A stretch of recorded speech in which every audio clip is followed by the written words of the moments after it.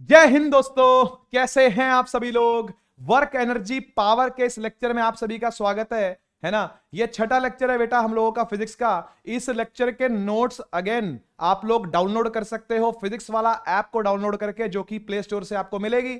उसके बाद आप लोगों ने बैचेस सेक्शन के अंदर जाना है और वहां पर शक्ति बैच को सर्च करना है बच्चों।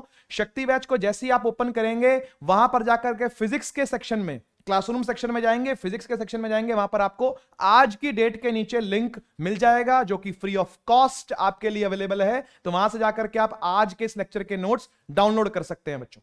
ठीक है, तो चलिए आज का लेक्चर हम लोग स्टार्ट करते हैं। आज के लेक्चर में हम लोग बहुत सारी बातें करने वाले हैं, थ्योरी होने वाली है ज्यादा, उसी के प्रोपोर्शन में कुछ क्वेश्चंस भी रहेंगे, है ना।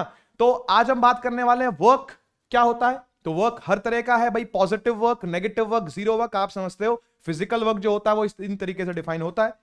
वर्क की बात करेंगे, उसके बाद बात करेंगे भाई ये एनर्जी क्या होती है।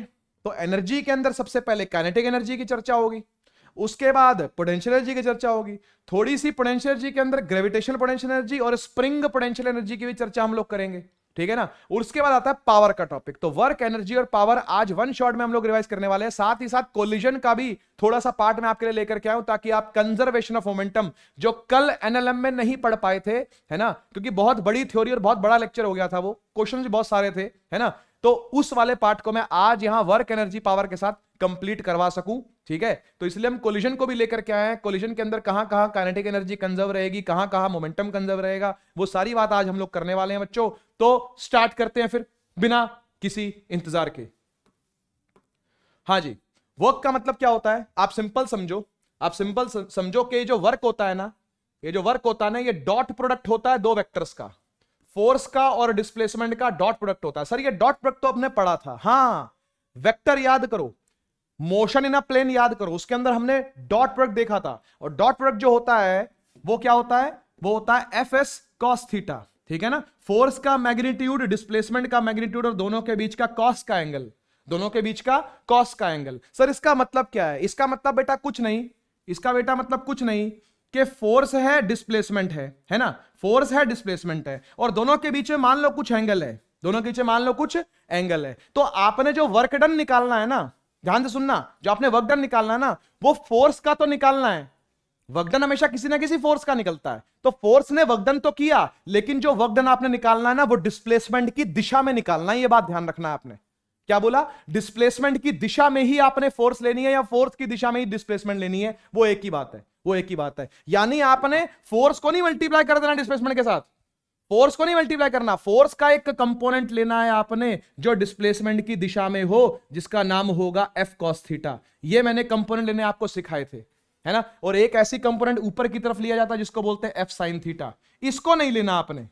एफ साइन थीटा कोई वर्क नहीं करेगा, एफ कॉस थीटा ही है जो वर्क करेगा, ठीक है ना। तो एफ कॉस थीटा का डिस्प्लेसमेंट के साथ मल्टीप्लिकेशन आपने लेना है, दैट इज बेसिकली वर्क। यही वर्क है, आप चेक कर लो, आप चेक कर लो। फोर्स कॉस थीटा और डिस्प्लेसमेंट के साथ वो मल्टीप्लाइड है, या डिस्प्लेसमेंट का कॉस थीटा फोर्स के साथ मल्टीप्लाइड है, बात एक ही है, ठीक है ना, बात एक ही है। आप समझ लेना, फोर्स को लो डिस्प्लेसमेंट के अलोंग या डिस्प्लेसमेंट को लो फोर्स के अलोंग, बात एक ही है। वर्क निकालने के लिए आपको ऐसा करना पड़ेगा, ये नहीं कि फोर्स इस दिशा में है, डिस्प्लेसमेंट इस दिशा में है, दोनों को मल्टीप्लाई करके वर्क निकाल दिया ना। Work done is not force into displacement, work done is force, displacement की जो दिशा में लग रही है वही वर्क कर पाएगी। डिस्प्लेसमेंट की दिशा में जो फोर्स लग रही है वही वर्क कर पाएगी, उसी का ही वर्क कैलकुलेट होगा, ठीक है, ध्यान रखना इस बात का। अब पढ़ते हैं आगे। हाँ जी, क्या कह रहे हो आप, work is said to be done if a force acting on a body is able to actually move it through the some distance in the direction of the force। देखो यहां साफ साफ लिखा हुआ डायरेक्शन ऑफ फोर्स की ही दिशा में, direction of force की ही दिशा में जो डिस्प्लेसमेंट हो रही है वही वर्क में कैलकुलेट होगी। ये नहीं कि आड़ी तड़ी किधर भी फोर्स लगा किधर भी डिस्प्लेसमेंट आपने देख ली और आपने दोनों को इंटू कर दिया ना, ऐसा नहीं चलेगा, ऐसा नहीं चलेगा भाई।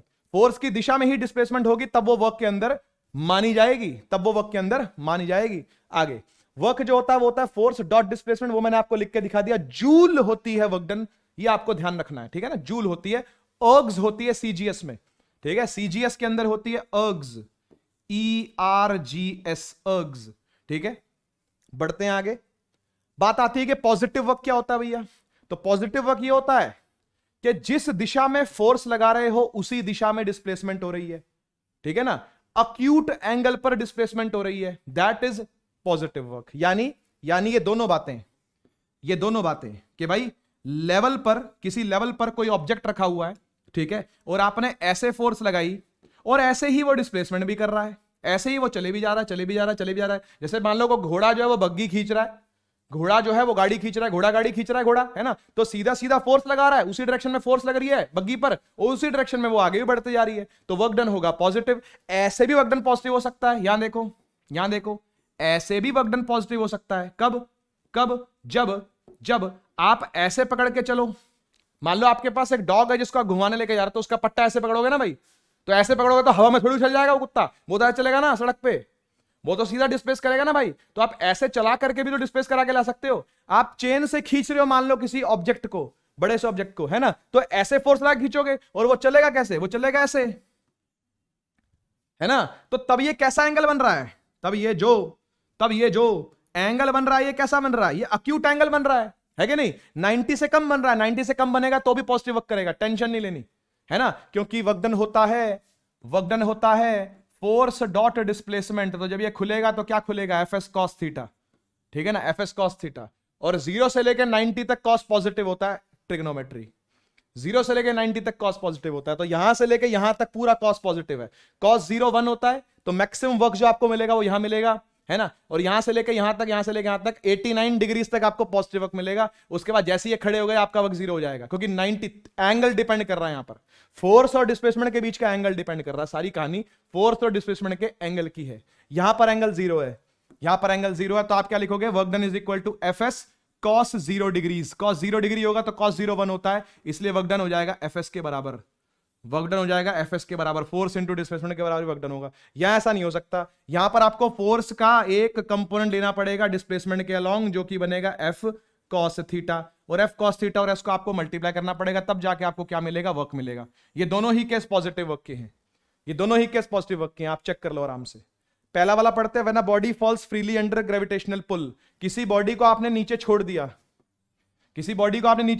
तो नीचे की तरफ कौन सी फोर्स लगती है, ग्रेविटी लगती है ना, बोलो जी, लगती है ना। तो नीचे क्या लग रही है, ग्रेविटी लग रही है, और यह नीचे चल भी रहा है और यह नीचे डिस्प्लेस भी कर रहा है। तो जब यह नीचे डिस्प्लेस भी कर रहा है और फोर्स भी नीचे लग रही है, तो वर्क डन कैसे लिखा जाएगा, वो लिखा जाएगा एफ डॉट एस। ध्यान से सुनना भाई, एफ एस कॉस थीटा। अब थीटा बताओ कितना है दोनों के बीच का, तो थीटा तो भाई 0 है ना, नीचे ही डायरेक्शन फोर्स की है, नीचे ही डायरेक्शन डिस्प्लेसमेंट की है, तो थीटा तो 0 लिया जाएगा, है ना, तो ये तो कॉस 0 हो जाएगा। एफ कितना है, mg, एस माने कुछ हाइट मान लो वो डिस्प्लेस कर रहा होगा नीचे की तरफ, है ना, और cos 0 वो 1 होता है, तो क्या आ गया वर्क डन, mgh के बराबर आ गया, पॉजिटिव आया है, चेक कर लो, पॉजिटिव आया है ना। तो जब दोनों की डायरेक्शन सेम होंगी या अक्यूट होगा, तो भी उसका कंपोनेंट जो यहां लगेगा वो पॉजिटिव वर्क ही देगा आपको, ठीक है ना। पॉजिटिव वर्क से होता क्या है ना। अब बात आती है कि पॉजिटिव वर्क से रिजल्ट्स क्या मिलते हैं अपने को। ये बड़ी इंपॉर्टेंट बात है, नोट करने वाली बात है। पॉजिटिव वर्क डन, ध्यान से सुनना क्या बोल रहा हूं, positive work done will always accelerate the object. क्या बोला, positive work done will always accelerate the object, ठीक है। काइनेटिक एनर्जी को वो चेंज करेगा, पॉजिटिव चेंज लेके आएगा, ठीक है ना। यहां लिख रहा हूं, इट चेंजेस डेल्टा के ई एज पॉजिटिव, ठीक है। यानी वेलोसिटी बढ़ेगी, आप सोच सकते हो कोई चीज आप ऊपर से नीचे छोड़ो, नीचे गिरेगी तो क्या होगा, उसकी वेलोसिटी बढ़ेगी, है ना।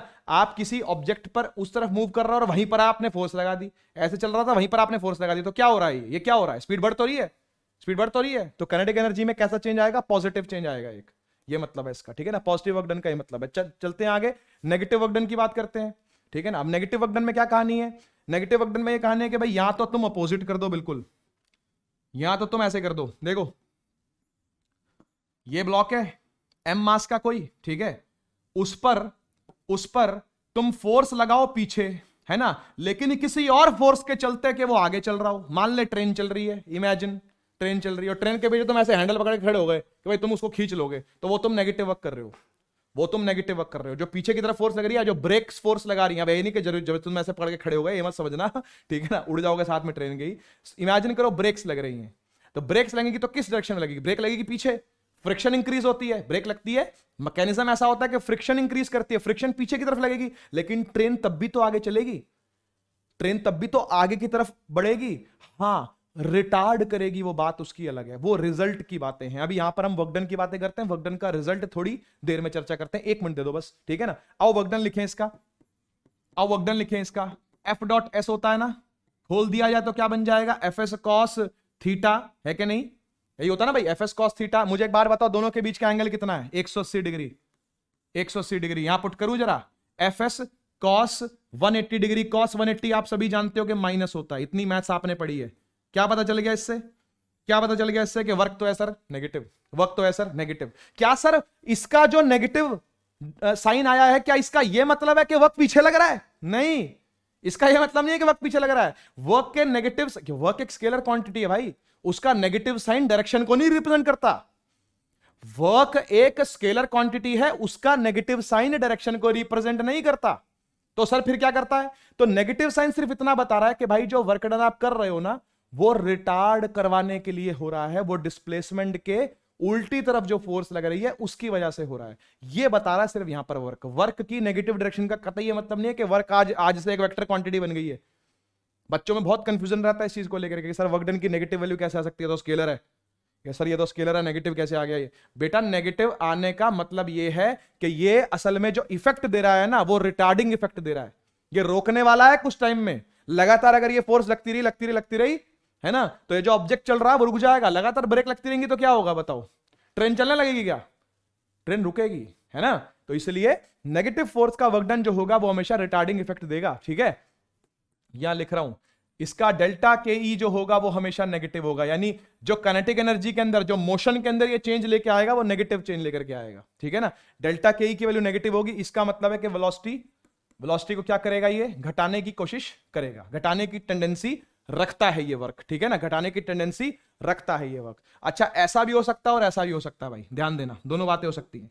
ऑब्ट्यूस एंगल भी बन सकता है, ऑब्ट्यूस एंगल बन सकता है कि आप फोर्स लगा रहे थे ऐसे, ठीक है, और ऑब्जेक्ट डिस्प्लेस कर रहा है आगे।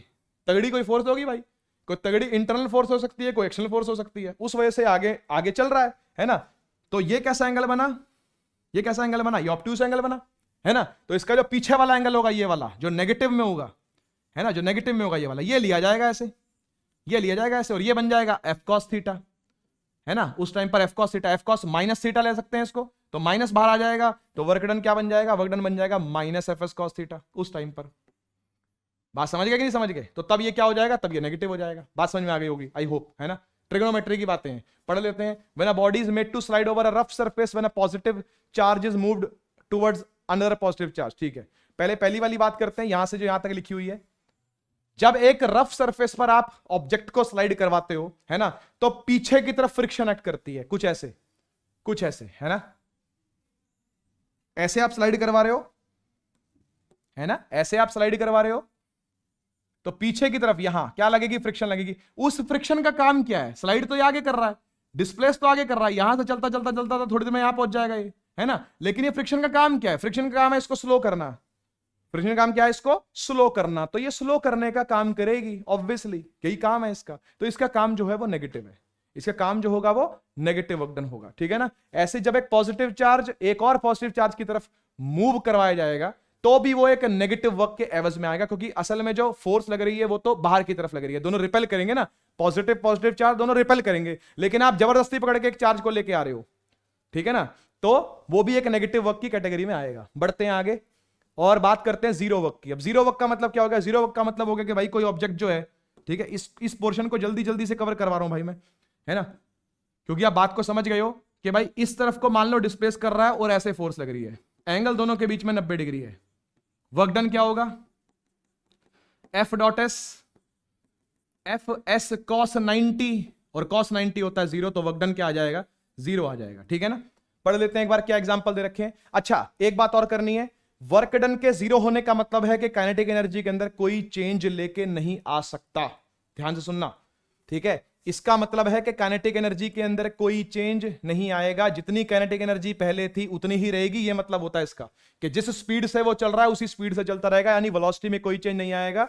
यहां लिख रहा हूं, ठीक है। वेलोसिटी क्या रहेगी, ना बढ़ेगी ना घटेगी, क्या रहेगी, कांस्टेंट रहेगी। कांस्टेंट वेलोसिटी से चलवाएगा ये ऑब्जेक्ट को, ठीक है ना। तो कभी कभी कोई गोल चीज घूमती है ना, जैसे ऐसे कोई गोल चीज घूमती है ना, तो सेंटर की तरफ फोर्स लगती है और वो चीज आगे को डिस्प्लेस करती है, दोनों के बीच में 90 का एंगल होता है, तो बोला जाता है भाई वर्क डन 0 है। धरती का मून को घुमाने का, धरती तो अंदर है और मून कहां है, बाहर है ना। तो ये वाली जो फोर्स है वो कौन लगा रही है, ये जो फोर्स है वो कौन लगा रही है, धरती लगा रही है। किस पे, मून पे। लेकिन मून आगे जा रहा है, मून की वेलोसिटी आगे की तरफ है, मून की डिस्प्लेसमेंट आगे की तरफ है, तो धरती उसके ऊपर कोई वर्क डन नहीं कर रही। धरती मून पर कोई वर्क डन नहीं कर रही, धरती सैटेलाइट्स पर कोई वर्क डन नहीं कर रही, है ना। सैटेलाइट का जो मोशन हो रहा है धरती के आसपास, उस पर धरती का कोई काम नहीं है, धरती वर्क डन नहीं कर रही, इसलिए उसकी स्पीड को बढ़ा भी नहीं पाती, धरती घटा भी नहीं पाती। धरती अपने आप बढ़ाए घटाए तो बात अलग है, उनके अंदर कोई री प्रोपेलिंग सिस्टम हो जिससे वो बढ़ा घटा सके स्पीड को, तो बात अलग है। धरती कोई काम नहीं कर सकती उसकी स्पीड को बढ़ाने या घटाने में, ठीक है ना। धरती अपनी फोर्स लगा के इसको बढ़ा नहीं सकती, घटा नहीं सकती, ठीक है ना। तो इस बात का ध्यान रखना है कि सेंट्रीपिटल फोर्स जब भी लगेगी वो ऑब्जेक्ट की स्पीड को इंक्रीज नहीं कर सकती, डिक्रीज भी नहीं कर सकती, उसी स्पीड से चलते रहने दे सकती है, ठीक है। पढ़ लिया जाए। When a coolie travels on a platform with load on his head, जब एक कूली भाई साहब, ध्यान से सुनना, जब एक कूली भाई साहब चल रहे होंगे सर पे सामान रख के, ठीक है, तो नीचे की तरफ सर पर ग्रेविटी लगाएंगे, है ना, और सर ऊपर नॉर्मल फोर्स लगाएगा। लेकिन ये चल इस तरफ रहे हैं तो समान डिस्प्लेस तो ऐसे कर रहा है, दोनों के बीच में एंगल 90 डिग्री है, यानी कूली ने कोई वर्क डन नहीं किया। कूली ने वर्क डन नहीं किया, कूली को पैसे मत देना, मजाक कर रहा हूं, ठीक है, ऑफेंड हो जाते हैं। कूली गरीब आदमी है सर, कूली पैसा दे दो उसको, सर पैसा दे देंगे उसको, है ना, सीढ़ियां भी तो चढ़ा है तो पैसा दे दिया जाएगा। सीधा चलने का पैसा कोई नहीं मिलेगा लेकिन उसको, है ना, सीढ़ियां चढ़ने का पैसा उसको दे देंगे, सीढ़ी उतरने का पैसा उसको दे देंगे, है ना।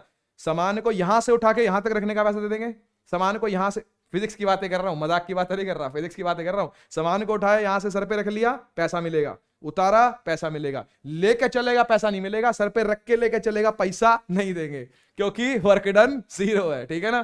तो कूली को पैसा किस चीज का देना किसका नहीं देना ध्यान रखना, ठीक है ना। उसी हिसाब से कैलकुलेट करना, कैलकुलेटर निकाल के तुरंत बताना भाई तेरा इतना पैसा बना है, पकड़, ठीक है ना। चल सेकंड नंबर को पढ़ते हैं। When a body is move, तुम तो फौजी लोग हो यार, फौजी अपना कंधा बोझा खुद लेके चलते हैं, कूली की जरूरत नहीं पड़ती फौजी को, फौजी डजंट नीड कूली, ठीक है ना। When a body is moved along a circular path with the help of a string, when a person does not move from his position, but he may be holding any amount of heavy load, ये बिल्कुल सही बात है भैया।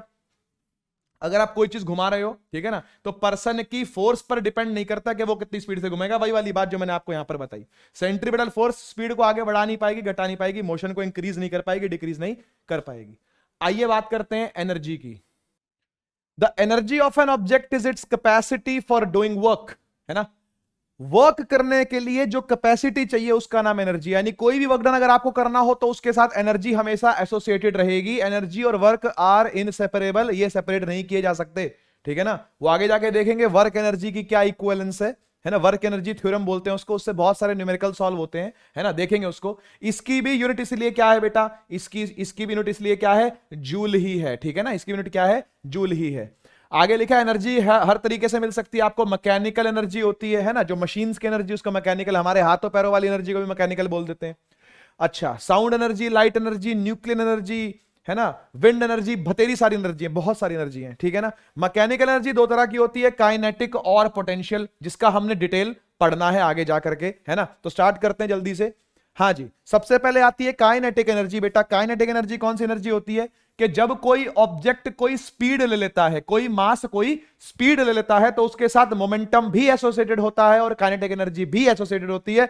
Momentum जो associated होता है उसको अपन mv बोलते हैं, हाँ की ना, और काइनेटिक एनर्जी जो एसोसिएटेड होती है उसको बोलते हैं हाफ mv स्क्वायर, ठीक है ना, हाफ mv स्क्वायर। इसकी डेरिवेशन इंपॉर्टेंट नहीं है, कहां से आया कहां से नहीं आया कोई बात नहीं, आपके लिए फॉर्मूला बहुत इंपॉर्टेंट है, हाफ mv स्क्वायर, ठीक है ना। और पी स्क्वायर बाय 2m भी करके लिख सकते हैं, न्यूमेरिकल आएगा, मैं आपको बताऊंगा कैसे डेरिवेशन होती है इसकी, पी स्क्वायर बाय 2m कैसे आता है। पी स्टैंड्स फॉर मोमेंटम, ठीक है ना। तो मोमेंटम के टर्म्स में भी काइनेटिक एनर्जी को एक्सप्रेस किया जा सकता है। तो kinetic energy can be express like this half mv square and can also be express like this P square by 2m, ठीक है ना, पी स्क्वायर बाय 2m। बटेरे सारे न्यूमेरिकल बनते हैं भाई इसके ऊपर, पी स्क्वायर बाय 2m पर करेंगे बात इसकी। ठीक है, मोमेंटम को अगर डबल कर दिया जाए तो काइनेटिक एनर्जी 4 गुना हो जाएगी। आपको दिख ही रहा है काइनेटिक एनर्जी और मोमेंटम में पी स्क्वायर का रिलेशन है, देख लो, देख लो भाई, है कि नहीं है, बोलो।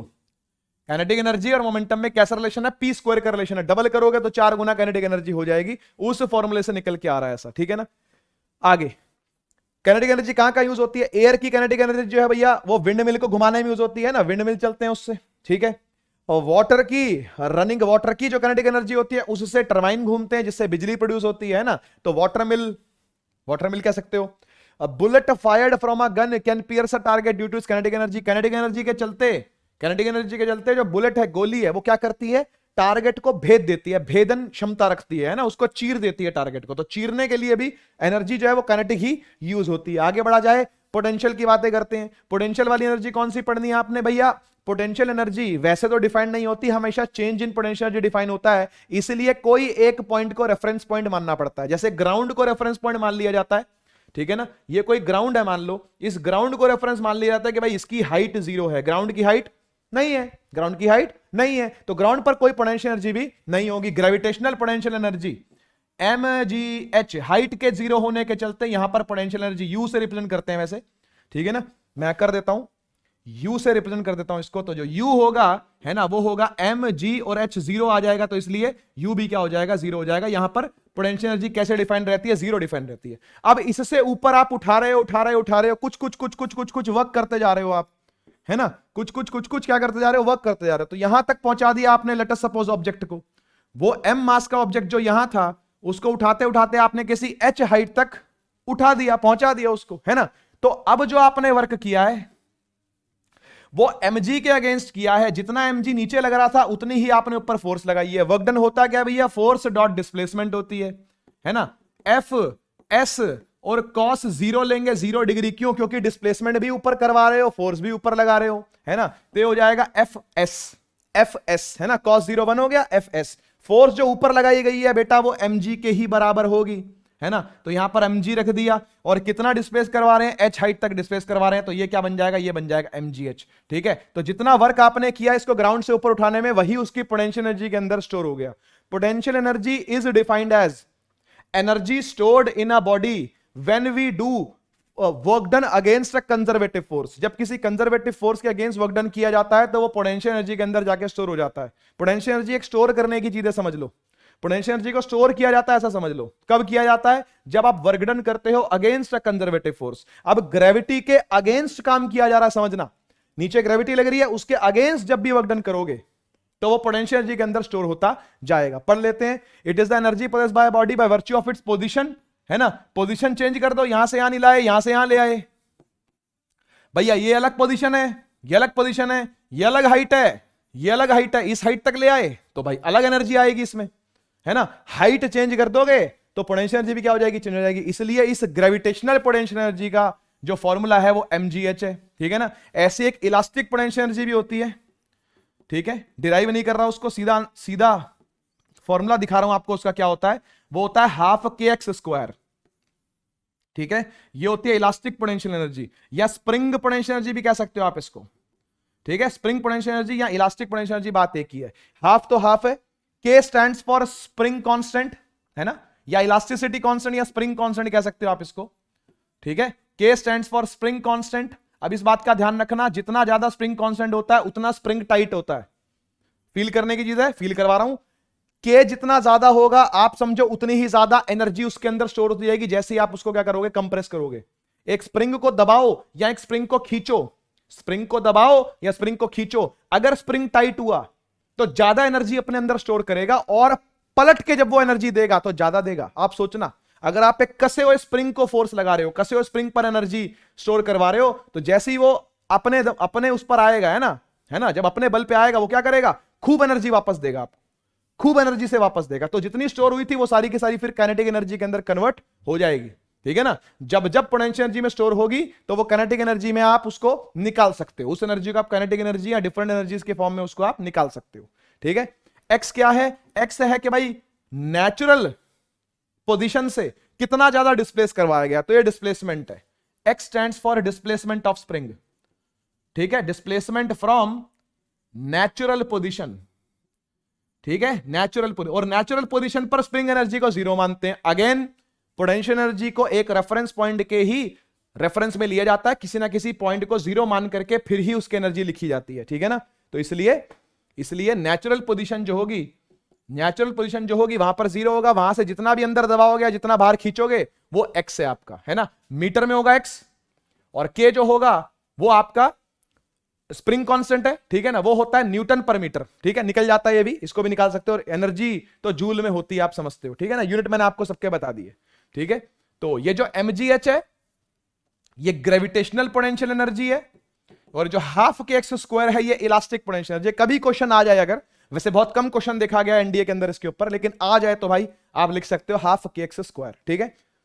ओके, एग्जांपल ले लेते हैं। The potential energy of a wound spring, एक स्प्रिंग है जो घुमा हुआ है, ठीक है ना, of a clock is used to drive the hands of the clock. बिल्कुल उसी से ही ये क्या करते हैं, आपने देखा होगा, अगर मोटर देखी हो तो उसके अंदर स्प्रिंग लगा रहता है, जिससे वो क्या करेगी, घूमेगी, सुई घूमती है ना, घड़ी की सुई घूमती है। Due to potential energy of the stretched bow the arrow goes forward with a large velocity. जब तीर कमान चलाते हैं, जो पीछे स्ट्रिंग होती है उसकी, प्रत्यंचा बोलते हैं जिसको, है ना, उसको जितना पीछे आप खींचोगे, जितना वर्क डन आप उस पर करोगे, है ना, उतनी पोटेंशियल एनर्जी उस पर स्टोर होती जाएगी। ऐसी स्प्रिंग वाउंड, जितना ज्यादा स्प्रिंग घुमा होगा, जितना ज्यादा वो वाउंड होगा, जितने ज्यादा उसके टर्न्स होंगे, है ना, उतना ही ज्यादा पोटेंशियल एनर्जी आप उसके अंदर स्टोर कर सकते हो, ठीक है ना। ऐसी जितना आप पीछे खींचोगे, किसको, बो के स्ट्रिंग को, एक धनुष के प्रत्यंचा को जितना पीछे खींचोगे, उतना ज्यादा आप उसमें वर्कडन कर रहे हो, वो वर्कडन स्टोर होता जा रहा है इलास्टिक पोटेंशियल एनर्जी के अगेंस्ट, इलास्टिक फोर्स के अगेंस्ट वाली फोर्स लगा के आप वर्कडन कर रहे हो, तो वो ज्यादा से ज्यादा स्टोर होता जाएगा। जैसे ही छोड़ोगे तीर भागेगा आगे, तीर आगे भागेगा, तीर को काइनेटिक एनर्जी मिल जाएगी, पोटेंशियल ही कन्वर्ट होकर काइनेटिक में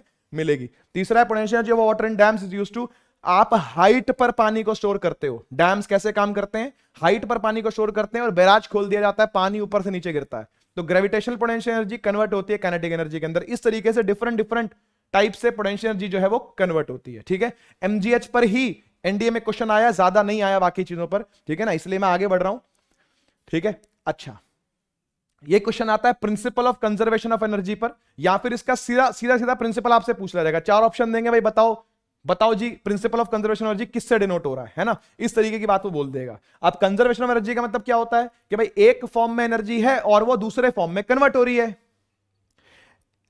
एक फॉर्म में एनर्जी है और वो दूसरे फॉर्म में कन्वर्ट हो रही है। जैसे आपने स्प्रिंग को दबाया था, तो दबाते उसमें आप पोटेंशियल एनर्जी स्टोर करते जा रहे थे। जैसे ही हाथ अड़ाओगे क्या करेगा, वापस आएगा वो।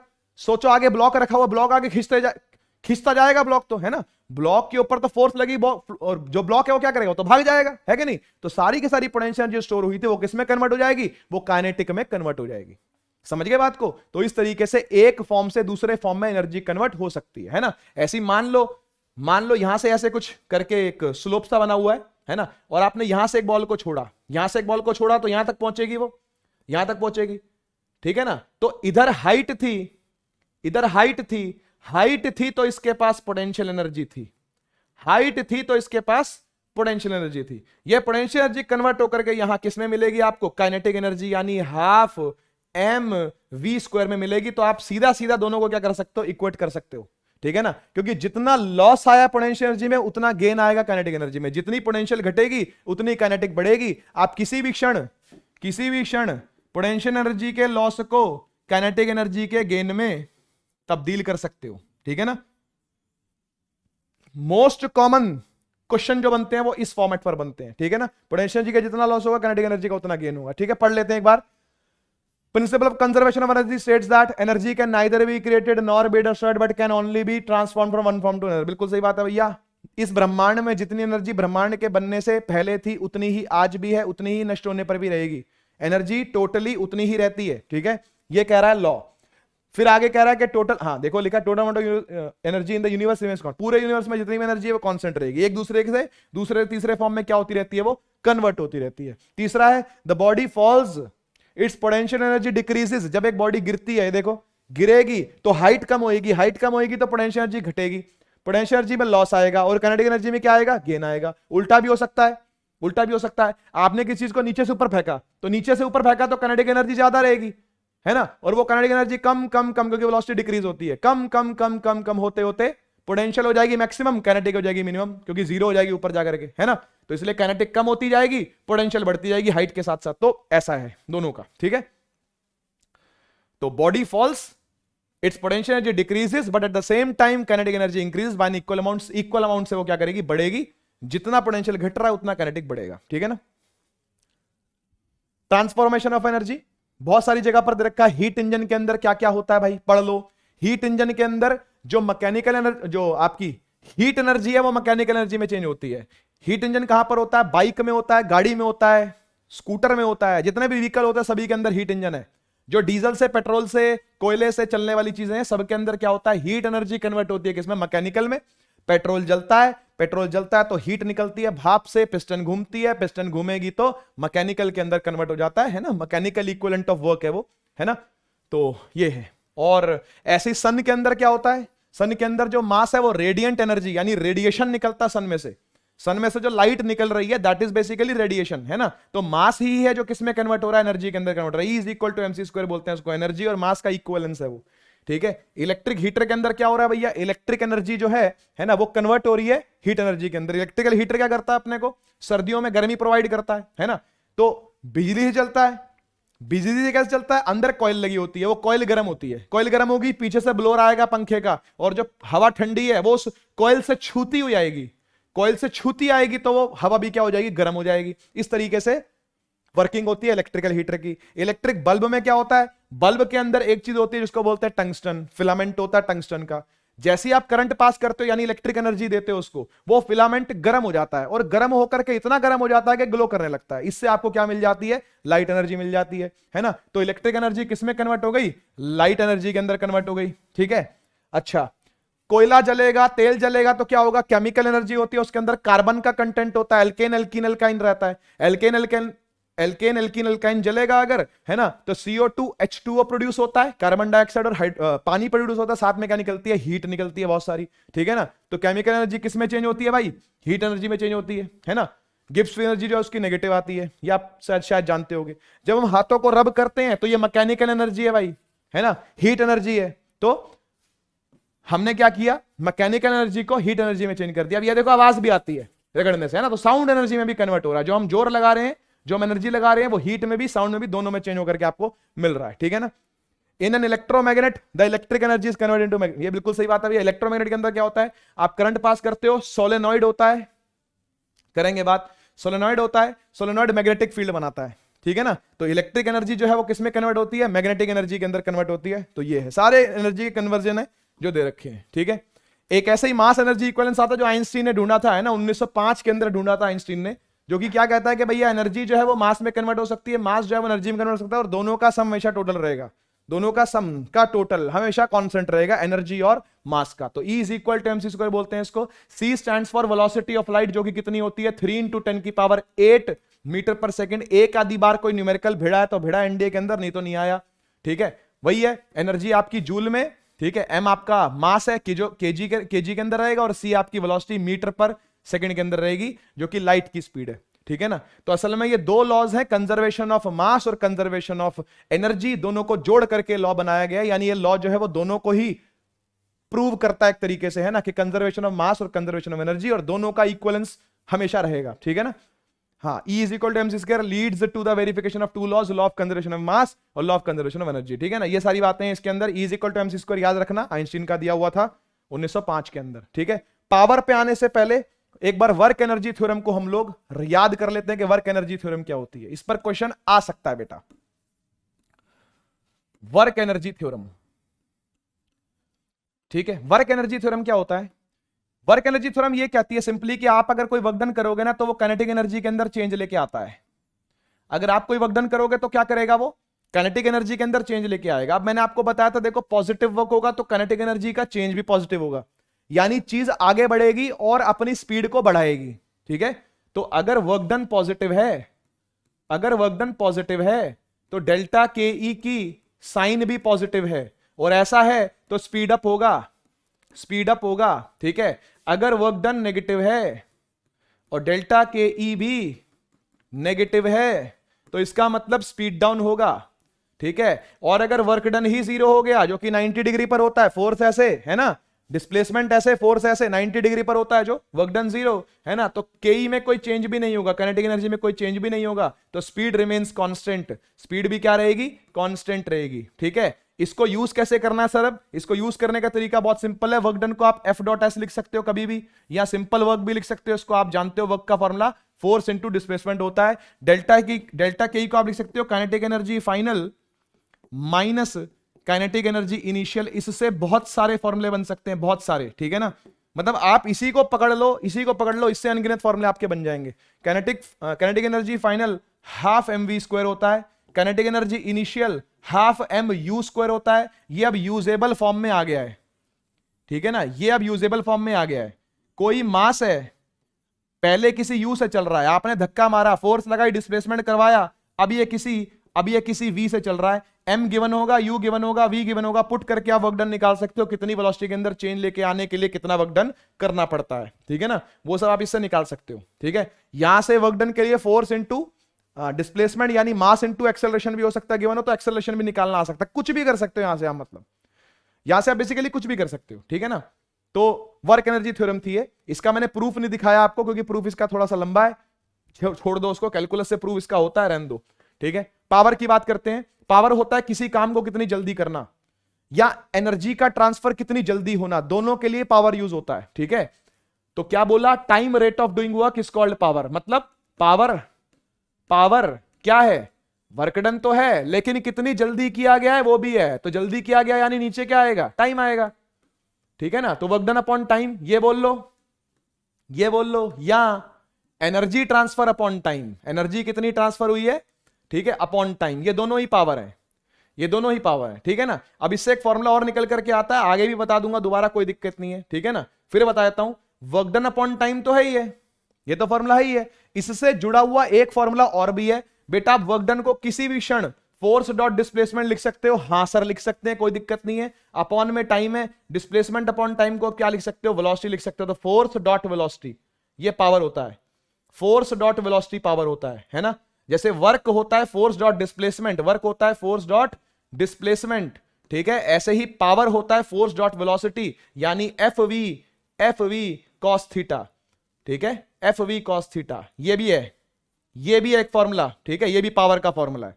ठीक है, तो पावर के अब फिर आपके पास 2-3 फॉर्मूले आ गए हैं, कोई भी यूज हो सकता है, कैसे भी हो सकता है, एनडीए के अंदर क्वेश्चन आ सकता है भाई, एफ डॉट वी का, ठीक है, वर्क डन बाय टाइम का, एनर्जी बाय टाइम का, कैसा भी क्वेश्चन आ सकता है। ठीक है ना, मोटर आ जाएगी, उसकी एफिशिएंसी पता होगी आपको, एफिशिएंसी बताया तो अभी क्या होता है। ठीक है, पहले थोड़ी सी और बातें कर लेते हैं। Okay, power is a scalar quantity, आप समझ रहे हो, जब भी वेक्टर का डॉट प्रोडक्ट लिया जाता है यानी स्केलर प्रोडक्ट लिया जाता है तो जो वैल्यू आती है वो स्केलर आती है, तो पावर एक स्केलर क्वांटिटी, इसमें कोई शक नहीं होना चाहिए। ऐसा यूनिट जो है वो वाट है, वाट।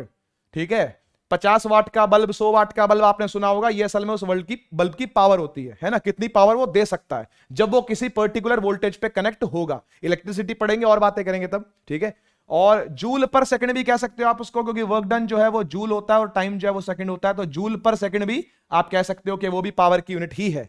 ठीक है, 1 वॉट आवर का मतलब क्या है, 1 वॉट 1 घंटे तक चले तो 3600 जूल प्रोड्यूस कर सकता है। ठीक है ना, ये क्या किया गया पता है, ये किया गया है कि यहां से ना वर्क डन टाइम से पी को मल्टीप्लाई कर रखा है, पी इंटू टी कर रखा है और कुछ नहीं किया, समझ गए, पी इंटू टी कर रखा है और कुछ नहीं किया, और 1 वॉट की बात हो रही है। ठीक है ना, तो 1 वॉट का कन्वर्जन बता रखा है। ठीक है, और टाइम जो कि सेकंड में ले जाता है उसको घंटों में कन्वर्ट करके बता रखा है, तो वॉट आवर हो गया ये। ठीक है ना, ऐसे ही किलो वॉट आवर, ये बड़ा इंपॉर्टेंट रिलेशन है भाई, इसको नहीं भूलना आपने, इसको याद रखना है। ठीक है ना, 1 किलो वॉट आवर, इसको बोलते हैं कमर्शियल यूनिट ऑफ एनर्जी। क्या बोलते हैं इसको, ये एनर्जी की यूनिट है। आप देखो ना, वर्क डन की यूनिट और एनर्जी की यूनिट सेम ही तो होगी, पावर इंटू टाइम करेंगे तो एनर्जी की तो यूनिट मिलेगी, पावर इंटू टाइम करेंगे तो जूल ही तो मिलेगा अपने को, है ना। तो 1 kilowatt hour is the unit of, ठीक है, कमर्शियल यूनिट है ये, कमर्शियल यूनिट होती है किसकी, एनर्जी की, commercial unit of energy. 1 kilowatt hour किसके बराबर होती है, 3.6 इंटू 10 की पावर 6 जूल के बराबर होती है। ठीक है, 3.6 इंटू 10 की पावर 6 जूल के बराबर होती है। ऐसे एक हॉर्स पावर भी आता है, हॉर्स पावर घोड़े की क्षमता, ठीक है, 746 वॉट के आसपास होता है। आप 745 लेकर के न्यूमेरिकल सॉल्व कर सकते हो अगर आ जाए तो। आता नहीं है, डायरेक्ट क्वेश्चन आ जाता है कि भाई एक 1 HP का क्या मतलब है, यहां से आता है 10 HP का क्या मतलब है ना। तो वॉट में कन्वर्जन 4 ऑप्शन दे रखे होंगे, आपको याद रखना है कि 746 वॉट एक हॉर्स पावर के बराबर होता है। ठीक है ना, 1 horse power is equal to 746 watt. Okay, ठीक है। कोलिजन, ठीक है, कोलिजन पे ठीक है। तो पावर के लिए इतनी बातें काफी आई थिंक, है ना। कोलिजन पे आते हैं। देखो देखो यार, कोलिजन का मतलब क्या होता है? कोलिजन का मतलब होता है कि दो चीजें हैं, दो मासेस हैं अलग अलग, है ना, दो मासेस हैं अलग अलग। ओके, ये m1 मास है, ये m2 मास है, ठीक है ना। ये किसी u1 वेलोसिटी से चल रहा है, ये किसी u2 वेलोसिटी से चल रहा है, और ये भी इस तरफ चल रहा है, ये भी इस तरफ चल रहा है, ठीक है ना। तो m1 को तेज होना पड़ेगा, यानी u1 को u2 से ज्यादा होना पड़ेगा अगर इसको इससे टक्कर खानी है तो। अगर इसने इसको टक्कर मारनी है, कोलिजन का मतलब टक्कर होता है, अगर इसने इसको टक्कर मारनी है तो इसकी स्पीड ज्यादा होनी पड़ेगी, ये तो स्वाभाविक है। टक्कर मारने के बाद क्या होगा, लेकिन पहले आप ये समझो टक्कर मारने के समय क्या होगा। जब टक्कर लगेगी, जब टक्कर लगेगी दोनों में, m1 और m2 जब टक्कर खाएंगे तब क्या होगा, तब देखो क्या होगा। m1 वाला m2 पर आगे फोर्स लगाएगा और m2 वाला m1 पर पीछे फोर्स लगाएगा, और ये दोनों फोर्सेस एक्शन रिएक्शन पेयर होती हैं। थर्ड लॉ ऑफ मोशन तो यहां लगेगा, जो कल आपने पढ़ा था। मैंने कहा था कोलिजन वाला जो पार्ट है हमने कल थोड़ा सा देख लिया था, कंजर्वेशन ऑफ मोमेंटम। यहां पर डिटेल में कोलिजन को डिस्कस कर रहे हैं हम, ठीक है ना। तो आगे जो फोर्स लगी है उसको बोलेंगे F2,1, फोर्स जो 2 पर लगी है पहले के द्वारा, इसको बोलेंगे फोर्स जो 1 पर लगी है दूसरे के द्वारा। F force on 1 due to 2 ऐसा बोलते हैं इसको बोलेंगे फोर्स ऑन 2 ड्यू टू 1, ठीक है। ये दोनों फोर्सेस इक्वल और अपोजिट होती हैं। इसकी वजह से सर क्या होगा, इसकी वजह से ये होगा कि जो तेज चल रही थी ना, ये रिटार्ड कर जाएगी। क्यों? क्योंकि इसके ऊपर पीछे की तरफ फोर्स लगी है। और ये जो धीरे चल रही थी ना सर, ये तेज हो जाएगी क्योंकि इसके ऊपर इसी डायरेक्शन में फोर्स लगी है। तो अल्टीमेटली क्या होगा, अल्टीमेटली जो m2 वाली वेलोसिटी बाद में मिलेगी उसको, जो m2 वाली वेलोसिटी बाद में मिलेगी उसको, है ना, ये m2 होगा और ये उसकी बाद की वेलोसिटी होगी, मान लो v2, है ना।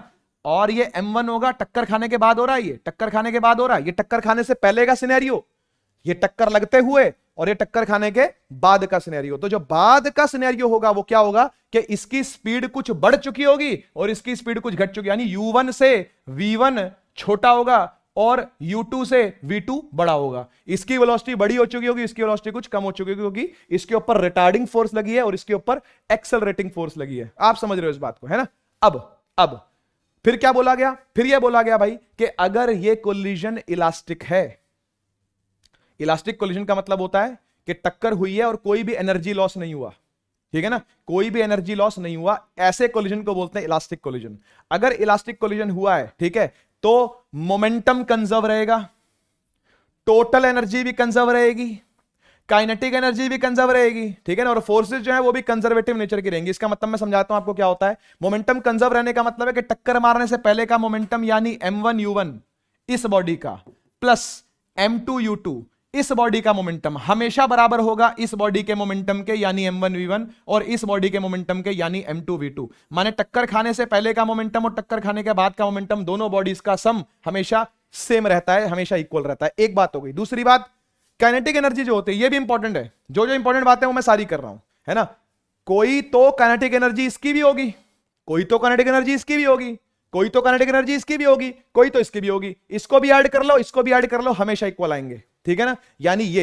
यानी ये हाफ m1u1 स्क्वायर, ये मैंने काइनेटिक एनर्जी लिखी है हाफ mv स्क्वायर, है कि नहीं, half m1u1 square plus half m2u2 square is equal to half m1v1 square plus half m2v2 square, ठीक है।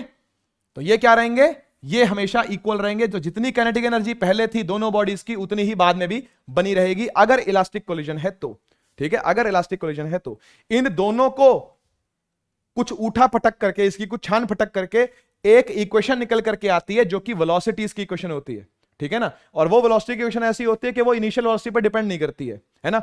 ये देखो, ये देखो। अच्छा, इनलास्टिक की बात कर लेते हैं पहले, ठीक है। हाँ, ये वाली बता रहा था मैं आपको, ये इलास्टिक कोलिजन हो रहा है, ये देखो, ये वाली वेलोसिटी इससे बड़ी है, ये वाली u1 है, ये वाली u1 है, u है ये, ठीक है, ये u है, ये वाली U2 है, ये भी U है ना, वो V1 वाली है, वो बाद की बात है ना। तो U1 U2 से बड़ी होगी ये वाली, तभी इससे टक्कर होगी, है ना। और फिर V2 बड़ी हो जाएगी V1 से, देखो, है ना। और फिर इनके ये फॉर्मूले डिराइव करे जाते हैं, ये फॉर्मूले डिराइव करे जाते हैं, ठीक है ना। आप चाहो तो इनको लर्न कर सकते हो, ठीक है, लर्न कर सकते हो, अदरवाइज नीड नहीं होती। इनसे इजी से ही क्वेश्चन आते हैं, यानी आप इसी से सॉल्व कर ले जाओगे सारे क्वेश्चन आप इसी से सॉल्व कर ले जाओगे इससे, ठीक है ना। सारे क्वेश्चन आप इसी से सॉल्व कर ले जाओगे, चिंता नहीं करने वाली बात कोई, ठीक है ना। हाँ, तो ये था भैया इलास्टिक कोलिजन। इलास्टिक कोलिजन का मतलब जब टक्कर हो रही है तो कोई भी एनर्जी का लॉस नहीं हो रहा, जितनी एनर्जी पहले थी उतनी बाद में भी रही। एक बात खत्म हो गई, ठीक है। अब बात करते हैं इसकी, इन इलास्टिक कोलिजन की। इन इलास्टिक कोलिजन का मतलब पता क्या है? इन इलास्टिक का मतलब ये है कि जब टक्कर हुई है ना, तो हो सकता है दोनों चिपक गए हों। टक्कर होने के बाद चिपक गए, जैसे गोली मान लो टकराई है एक बॉडी से और उसके अंदर चली गई है ना, अब दोनों इकट्ठे जा रहे हैं, ऐसे वाले कोलिजन को बोलते हैं इनइलास्टिक कोलिजन। ये आपने पढ़ा हुआ है ना। इलास्टिक कोलिजन भी आप लोग जानते हो क्या होता है, इसके भी क्वेश्चन हमने किए हैं, है ना। कंजर्वेशन मोमेंटम में ही हमने इसके क्वेश्चन किए हैं, है कि नहीं। तो इनइलास्टिक कोलिजन के अंदर क्या होता है भैया, मोमेंटम तो तब भी कंजर्व रहेगा, ध्यान रखना। कोलिजन इलास्टिक हो, कोलिजन इनइलास्टिक हो, ये हमेशा हिट रहता है। दिस इज ऑलवेज हिट, ठीक है। इसलिए हर फिजिक्स वाला इसी से क्वेश्चन को सॉल्व करने की कोशिश करता है। M1 U1 plus M2 U2 is equal to M1 U2 M2 V2, ठीक है ना। इसे सॉल्व करने की कोशिश करता है, क्यों? क्योंकि कंजर्वेशन ऑफ मोमेंटम इतना ताकतवर है कि इलास्टिक कोलिजन हो या इनइलास्टिक कोलिजन हो, ये दोनों में क्या रहता है, सेम रहता है, बना रहता है, मतलब कंजर्व रहता है मोमेंटम, है ना। टक्कर मारने से पहले, टक्कर मारने के बाद। क्यों? क्योंकि थर्ड लॉ तो हमेशा लगेगा, हमेशा लागू होगा, है ना। चीजें एक दूसरे में घुस रही हो तब भी थर्ड लॉ लगेगा, है ना। चीजें एक दूसरे में नहीं घुस रही है, इलास्टिक कोलिजन हो रहा है, टक्कर मार के दूर आ रही है ना, तो भी लागू होगा, ठीक है। हाँ, लेकिन काइनेटिक एनर्जी जो है वो कंजर्व नहीं, टोटल तो देखो हमेशा कंजर्व रहेगी, वो तो नेचर का लॉ है। टोटल तो हमेशा ही कंजर्व रहेगी, कभी हीट के फॉर्म में चली जाएगी, कभी साउंड के फॉर्म में चली जाएगी, कभी लाइट के फॉर्म में, कभी मान लो दो चीजें टकरा रही है तो चिंगारी निकल रही है, दो चीजें टकरा रही है तो आवाज निकल रही है ना, दो चीजें टकरा रही हैं तो हीट पैदा हो रही है उनके टकराने से, तो कहीं ना कहीं वो एनर्जी तो आपको मिल ही जाएगी, कहीं ना कहीं एनर्जी तो एटमॉस्फेयर में होगी वो वाली, है ना। तो टोटल तो कंजर्व रहेगी, लेकिन काइनेटिक का भाई कुछ नहीं कह सकते। जैसे मैंने गोली मारी ब्लॉक पे, है ना, अब वो ब्लॉक को लेके उड़ रही है, लेकिन मुझे एक बात बताओ, जब वो गोली उसको भेदती हुई जा रही होगी तो क्या कुछ हीट प्रोड्यूस नहीं होगा? कुछ फ्रिक्शन से कुछ गर्म नहीं हो जाएगी? तो उस हीट के फॉर्म में क्या एनर्जी वेस्ट नहीं होगी? क्या उसको निकालने का कोई फॉर्मूला है अपने पास? क्या बात समझ में आ गई ना? तो इसीलिए वो काइनेटिक एनर्जी जो है वो कंजर्व नहीं कहलाई जा सकती। Kinetic energy will not be conserved जब चीजें एक दूसरे में घुस रही होंगी तो, ठीक है ना। तो इसलिए इनइलास्टिक कोलिजन के अंदर काइनेटिक एनर्जी कंजर्व नहीं रहती, इसलिए काइनेटिक एनर्जी को लगाना अच्छी बात नहीं है भैया, मोमेंटम से ही काम अपना बन जाता है, ठीक है।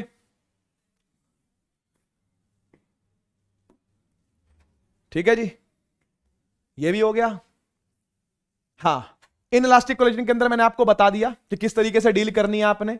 पहले कुछ वेलोसिटी है दोनों की, लेकिन बाद में दोनों की एक कॉमन वेलोसिटी हो गई है, इसको बोलते हैं कॉमन वेलोसिटी क्वेश्चन। ऐसे क्वेश्चन हमने किए हैं, है ना, कॉमन वेलोसिटी के हमने क्वेश्चंस किए हैं, ठीक है ना, कॉमन वेलोसिटी क्वेश्चन, ठीक है। तो कॉमन वेलोसिटी का ये फॉर्मूला है, आप चाहो तो ये याद कर सकते हो, नहीं तो आप कभी भी निकाल सकते हो, है ना, कभी भी निकाल सकते हो आप। M1 U1 plus M2 U2 is equal to M1 plus M2 V2 लगाओ, उसमें जो V1 V2 है वो दोनों इक्वल होंगे, है ना। यहां पर जितना इसका V1 होगा उतना ही इसका V2 होगा, और ये दोनों हमेशा इक्वल टू V ही होंगे। बात समझ में आ गई, है ना, ये दोनों हमेशा V ही होंगे। तो ये V वेलोसिटी यानी कॉमन वेलोसिटी कभी भी निकाली जा सकती है, कोई दिक्कत नहीं है, ठीक है ना। अच्छा, जो काइनेटिक एनर्जी के अंदर लॉस आएगा, मैंने आपको बताया भी गोली अंदर घुस रही है उसके तो कुछ ना कुछ गर्मी भी आएगी ना। तो जो ये जो काइनेटिक एनर्जी का लॉस होगा, है ना, ये जो काइनेटिक एनर्जी का लॉस होगा, इसके लिए ये फॉर्मूला डिराइव किया जाता है। आप फिलहाल इसको याद रख सकते हो, चाहो तो ये भी निकल जाता है, दोनों इक्वेशंस को यूज करके, काइनेटिक एनर्जी वाली और मोमेंटम वाली को यूज करके निकल जाता है ये, ठीक है ना।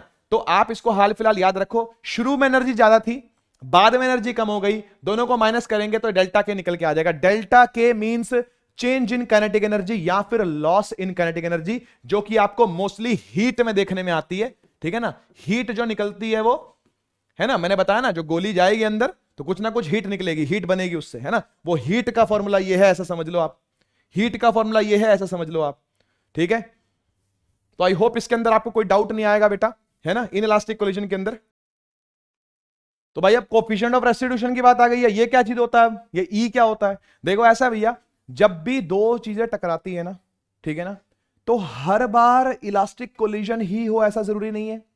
हो सकता है कि कुछ लॉस हो रहा हो काइनेटिक एनर्जी का। अब मैं ये भी नहीं कह रहा कि भाई वो चीजें एक दूसरे के चिपक गई हैं, ऐसा भी नहीं कह रहा मैं, है ना। हो सकता है कि आपने बॉल को नीचे ड्रॉप किया हो, तो आइडल कंडीशन के अंदर क्या होता है, क्या बॉल उतनी हाइट तक वापस आती है? क्या नहीं आती, उतनी हाइट तक वापस नहीं आती, है ना। तो हर कोलिजन का कोई ना कोई कोफिशिएंट ऑफ रेस्टिट्यूशन होता है ना।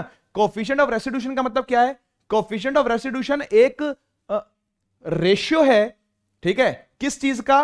कि कोई भी दो बॉडीज एक दूसरे से जब सेपरेट हो रही हैं वो, ठीक है ना, रिलेटिव वेलोसिटी ऑफ सेपरेशन, है ना, और रिलेटिव वेलोसिटी ऑफ अप्रोच, जब एक दूसरे की तरफ आ रही है तब उनकी रिलेटिव वेलोसिटी क्या होगी, और जब एक दूसरे से बिछड़ रही हैं तो उनकी सेपरेशन वाली वेलोसिटी रिलेटिवली क्या होगी, एक दूसरे के रिलेटिव में क्या होगी, ठीक है ना। तो रिलेटिव वेलोसिटी को लिखने का तरीका ये है v2 माइनस v1।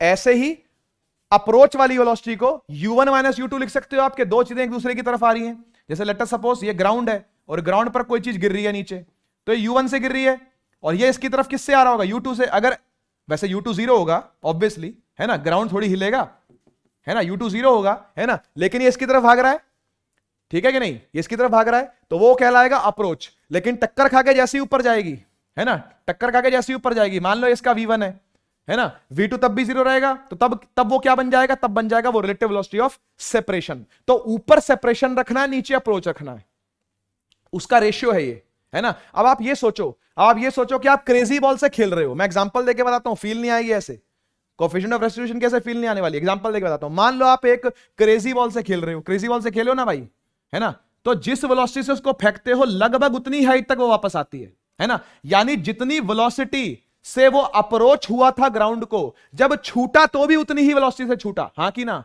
तभी तो ऊपर तक पहुंचेगा, तभी तो ऊपर तक पहुंचेगा। अच्छा, कॉस्को की बॉल है जिससे आप क्रिकेट खेलते हो, कॉस्को वाली बॉल है या अंडे वाली बॉल है ना, उसको आपने फेंका, है ना, वो गिरी किसी वेलोसिटी से, क्या उतनी वेलोसिटी से उठ पाएगी? नहीं उठ पाएगी, है ना। उस वेलोसिटी से सेपरेशन नहीं हो पाएगा जिस वेलोसिटी से क्या हुआ है, अप्रोच हुआ है कि नहीं। तो हो सकता है कुछ कम से हो सकता है कुछ कम से हो, है कि नहीं। तो ये वाला जो मोशन है ना, इसी को इलास्टिक कोलिजन बोलते हैं, इसी को इलास्टिक कोलिजन बोलते हैं कि जिस स्पीड से आई है उसी स्पीड से गई है। और ये क्या कहलाएगा, ये कहलाएगा इन इलास्टिक कोलिजन। और एक होता है परफेक्टली इन इलास्टिक कोलिजन। उसमें क्या होता है सर, उसमें ये होता है सर कि ग्राउंड पर जब कोई चीज गिरेगी ना तो चिपक ही जाएगी, उठेगी नहीं। ग्राउंड पे एक आटे का पेड़ा लिया आपने और उसको छोड़ दिया, कहां जाएगा वो, ग्राउंड पे? क्या कूदी मार के ऊपर आएगा क्या टक्कर, ये रिफ्लेक्ट होकर ऊपर आएगा क्या? नहीं आएगा, है ना, वहीं का वहीं चिपक जाएगा। तो रिलेटिव वेलोसिटी ऑफ सेपरेशन तो है ही नहीं, अप्रोच तो थी, आटे का पेड़ा गिरा था किसी स्पीड से तो गिरा था, लेकिन ऊपर आया ही नहीं, है ना। तो इसका मतलब टक्कर कैसी है, परफेक्टली इनइलास्टिक है। क्या बोलेंगे, ये कैसा है, ये है परफेक्टली इनइलास्टिक। ये कैसा है, ये है इनइलास्टिक, ठीक है। और ये क्या है, ये है इलास्टिक, ये है इलास्टिक। समझ गए, ठीक है। तो ऐसे ही एक इलास्टिक कोलिजन के लिए ई हमेशा 1 रहता है, और एक परफेक्टली इनइलास्टिक कोलिजन यानी ये वाला तीसरा वाला, इसके लिए ई हमेशा 0 रहता है। कैसे पता चला, आप करके देख लो। ई होता क्या है, ऊपर रखना है सेपरेशन और नीचे रखना है अप्रोच, हाँ कि ना। ऊपर रखना है सेपरेशन, नीचे रखना है अप्रोच। मुझे एक बात बताओ, इस आटे के पेड़े वाले केस में क्या कोई सेपरेशन हुआ था? अप्रोच तो हुई थी। अप्रोच का मतलब होता है पास आना, सेपरेशन का मतलब होता है दूर जाना। क्या ये आटे का पेड़ा कभी दूर गया ग्राउंड से टकराने के बाद? नहीं गया ना। तो रिलेटिव वेलोसिटी ऑफ सेपरेशन क्या है, 0 है, ठीक है। तो ऊपर वाला पार्ट क्या हो गया, 0 हो गया। तो ये अपने आप क्या आ जाएगा, 0 आ जाएगा। ये अपने आप क्या आ जाएगा, 0 आ जाएगा। सही बात है कि नहीं, है ना। ये अपने आप क्या आ जाएगा, 0 आ जाएगा। अच्छा, इलास्टिक के केस में क्या हो रहा है, जितनी वेलोसिटी से आ रहा है उतनी वेलोसिटी से उठ रहा है। यानी रिलेटिव वेलोसिटी ऑफ सेपरेशन और रिलेटिव वेलोसिटी ऑफ अप्रोच दोनों क्या है, इक्वल है। तो ये दोनों कट के क्या हो जाएंगे, 1 हो जाएंगे। तब ई क्या आएगा, तब E1 आएगा। बात समझ में आ गई लगता है ना, बात समझ में आ गई लगता है, ठीक है। तो और इसके बीच में क्या होगा भाई, इसमें ई की वैल्यू 1 से लेके 0 के बीच में होगी, ठीक है ना। तो इसको बोलेंगे इनइलास्टिक, इसको बोलेंगे। एक सुपर इलास्टिक भी होता है, उसको छोड़ दो, ठीक है, वो काइनेटिक एनर्जी बढ़ जाती है अचानक से, ठीक है ना। तो ये कहानी है पूरे कोलिजन की, elastic collision, inelastic collision, perfectly वाला और सिंपल वाला, ठीक है, तो चलो बच्चों ये वाला सवाल करते हैं यार। कह रहा है असर्शन है a light body and a heavy body, एक हल्की बॉडी और एक भारी बॉडी दोनों की काइनेटिक एनर्जी सेम है, ठीक है, लेकिन जो हैवी बॉडी है उसका मोमेंटम ज्यादा है, ऐसा असर्शन उसने दिया। अब रीजन देखते हैं कि इसके पीछे वो ठीक दे रहा है या नहीं दे रहा। Momentum is directly proportional to the mass of the body. देखो यार ये क्या कह रहा है, ये क्या कह रहा है, देखो ऐसे तो असर्शन भी ट्रू है और रीजन भी ट्रू है, दोनों ठीक है। एक लाइट बॉडी है और एक हैवी बॉडी है, दोनों की काइनेटिक एनर्जी बराबर है, लेकिन हैवी बॉडी जो है वो ज्यादा मोमेंटम को पोजेस करेगी। ये बिल्कुल सही बात है, इसमें कुछ भी झूठ नहीं है, तो ये ट्रू है, ये ट्रू है, ठीक है ना, ये ट्रू है। बहुत ज्यादा मोटा हो गया, ये ट्रू है ना। Momentum is directly proportional to the mass of the body, ये भी ट्रू है, दोनों ट्रू है ना, दोनों ट्रू है। अब ये चेक करते हैं, अगर दोनों ट्रू हैं, अगर दोनों ट्रू हैं तो रीजन सही एक्सप्लेनेशन है या नहीं असर्शन की, ठीक है ना। तो उसके लिए एक ट्रिक ये है, उसके लिए एक ट्रिक ये है कि आप पहले रीजन को पढ़ो, आप पहले रीजन को पढ़ो और बीच में 3 वर्ड लगा दो। कौन से 3 वर्ड लगाने हैं? This is due to, 4 word हो गए, दिस इज ड्यू टू, ये 4 शब्द बीच में जोड़ दो। रीजन पढ़ो, रीजन पढ़ो, दिस इज ड्यू टू या दिस इज बिकॉज ऑफ, ये 4 शब्द बीच में जोड़ दो और फिर असर्शन को पढ़ लो और फिर असर्शन को पढ़ लो। आप देखो कि बात सेंस बना रही है कि नहीं बना रही। अगर सेंस बना रही है तो असर्शन बिल्कुल ठीक है, मतलब वो सही एक्सप्लेनेशन है उसकी। और अगर बात सेंस नहीं बना रही तो फिर गड़बड़ है ना, फिर वो जो रीजन है वो करेक्ट एक्सप्लेनेशन नहीं है असर्शन की, ठीक है। तो एक बार पढ़ते हैं पहले रीजन को, फिर लगाते हैं दिस इज ड्यू टू, ठीक है। Momentum is directly proportional to mass of the body, यानी P जो होता है वो प्रोपोर्शनल है M के, ठीक है। This is due to, this is because a light body and a heavy body, है ना, इसकी वजह से एक लाइट बॉडी और एक हैवी बॉडी जिसकी काइनेटिक एनर्जी इक्वल हो, काइनेटिक एनर्जी क्या हो? इक्वल हो। काइनेटिक एनर्जी होती है p²/2m, देखा ना आपने इसको, है ना, p²/2m, है ना। और काइनेटिक एनर्जी जो है वो क्या है? इक्वल है दोनों बॉडीज की। तो एक का मास ज्यादा है ना, और एक का मास कम है, काइनेटिक एनर्जी दोनों की बराबर है, और एक का मास कम है, दूसरी बॉडी का मास कम है और इस बॉडी का मास ज्यादा है, ठीक है। तो काइनेटिक एनर्जी इक्वल है और हैवी बॉडी का मोमेंटम जो होगा वो ज्यादा होगा। क्यों? क्योंकि मोमेंटम जो है वो मास के प्रोपोर्शनल होता है। सही बात है, बिल्कुल, ये एकदम सही एक्सप्लेनेशन है। देखो बच्चों, अगर k बराबर हो गया है ना, k अगर कांस्टेंट हो गया है तो हम ये बोल सकते हैं कि 2m जो है वो p² के प्रोपोर्शनल हो गया, है ना। अगर ये वाला पार्ट कांस्टेंट हो गया तो 2m को मैं यहां ले जा सकता हूं, है कि नहीं। तो बड़े वाले मास का मोमेंटम भी क्या होगा? ज्यादा होगा, है कि नहीं। तो heavy body consist of greater momentum, सही तो बात है। हैवी बॉडी यानी हैवी मास जो है उसका मोमेंटम भी क्या होगा? ज्यादा होगा। क्यों? क्योंकि P जो है वो M के प्रोपोर्शनल है। तो ये बिल्कुल सही है भैया, असर्शन भी ट्रू है, रीजन भी ट्रू है, और रीजन भी करेक्ट एक्सप्लेनेशन है असर्शन की, एकदम सही बात है ये दोनों, ठीक है। नेक्स्ट सवाल पे बढ़ते हैं। देखो CDS में आया हुआ क्वेश्चन है और बहुत ईजी क्वेश्चन है। कह रहा है which of the following conservative laws does a rocket work? Conservation of mass, conservation of energy, conservation of momentum या कंजर्वेशन ऑफ एंगुलर मोमेंटम। इसका सिंपल सा आंसर है भैया कि कंजर्वेशन ऑफ लीनियर मोमेंटम, यानी m1u1 plus m2u2 is equal to m1v1 plus m2v2। इससे आप कोई भी वेलोसिटी निकाल सकते हो गैसेस के बीच की और जो ग्राउंड है उसके बीच की, ठीक है ना। तो रॉकेट का जो वर्क है, यानी रॉकेट का जो प्रोपल्शन होता है वो ग्राउंड के और गैसेस के बीच का जो एक्शन रिएक्शन फोर्सेस हैं उसकी वजह से होता है। तो एक्शन रिएक्शन आएगा तो भैया कंजर्वेशन ऑफ मोमेंटम तो आएगा ही आएगा, ठीक है ना। कंजर्वेशन ऑफ मोमेंटम तब आएगा जब थर्ड लॉ ऑफ मोशन लगेगा, ये बात पक्की है, ठीक है। ओके, दो बॉडीज हैं, दोनों के मास बराबर हैं, वेलोसिटी एक की 2v एक की 3v है, ठीक है ना। मास दोनों के बराबर है, m मास है, 2v वेलोसिटी इसकी और 3v वेलोसिटी इसकी, ठीक है ना। तो काइनेटिक एनर्जी का रेशियो क्या होगा बताना आपने। तो भैया काइनेटिक एनर्जी जो होती है वो क्या होती है? हाफ mv², है ना, ये जनरल फॉर्मूला है। तो दोनों के लिए लिख लेता हूं, ऊपर वाले के लिए, नीचे वाले के लिए। ऊपर वाले के लिए लिखता हूं k1 is equal to half m और v की जगह लिखेंगे 2v का स्क्वायर, ठीक है। और दूसरी वाली का लिखता हूं k2 is equal to half m 3v का होल स्क्वायर, ठीक है ना। तो उनका दोनों का रेशियो निकालना है 2v 3v का, यानी दोनों को क्या कर दो आप? डिवाइड कर दो। दोनों को फटाफट से डिवाइड करते हैं, हाफ से हाफ, m से m और v² से v² कट गया। ये 2 2 जा 4 है, 3 3 जा 9 है, ऊपर 4 है, नीचे 9 है, 4:9। ए ऑप्शन एकदम सही है। करिए इसको भाई। ओके, एक पार्टिकल है जिसका मास m है, मोमेंटम p है, काइनेटिक एनर्जी क्या होगी? मशहूर फॉर्मूला बड़ा k is equal to p²/2m। कहां से आता है फॉर्मूला? ये फॉर्मूला यहां से आता है, k होता है हाफ mv², m को मल्टीप्लाई किया, m को डिवाइड किया, m और m मल्टीप्लाई होके बन गया m² v²। अपॉन में 2m, और ये इकट्ठा लिख लिया जा सकता है mv का होल स्क्वायर अपॉन में 2m, और mv होता है p, तो ये हो जाएगा p स्क्वायर बाय 2m। यहां से आया फॉर्मूला ये, ठीक है। कोई पूछे डेरिवेशन, कोई नहीं पूछेगा वैसे, पर आपको पता तो होनी चाहिए, ठीक है। ओके, एक मैन है जो कि वॉल को पुश कर रहा है बट फेल हो जाता है उसको डिस्प्लेस करने में, तो इसने कोई वर्क किया या नहीं किया? आंसर है कोई वर्क नहीं किया। बेटा जी जब तक एक फोर्स लगेगी, है ना, और उसकी डिस्प्लेसमेंट नहीं होगी, यानी खिसक के वो कहीं से कहीं नहीं जाएगी, तब तक वर्क डन जो है वो जीरो होता है, क्योंकि force dot displacement is work, है ना, एफ एस कॉस थीटा, इसको बोलते हैं वर्क, ठीक है। डॉट प्रोडक्ट जब भी आप खोलोगे, मैंने आपको ये बताया हुआ है, ये फॉर्मूला भी आपने देखा हुआ है, जब दो वेक्टर का डॉट प्रोडक्ट लिया जाता है तो एफ एस कॉस थीटा लिखते हैं उसको, ठीक है ना। तो यहां पर डिस्प्लेसमेंट ही अगर जीरो है तो बेटा वर्क तो जीरो होना ही होना है, ठीक है। तो no work at all. Two bodies of equal mass are kept at height h, 3h, then the ratio of gravitational potential energy क्या होगा? तो करिए सॉल्व।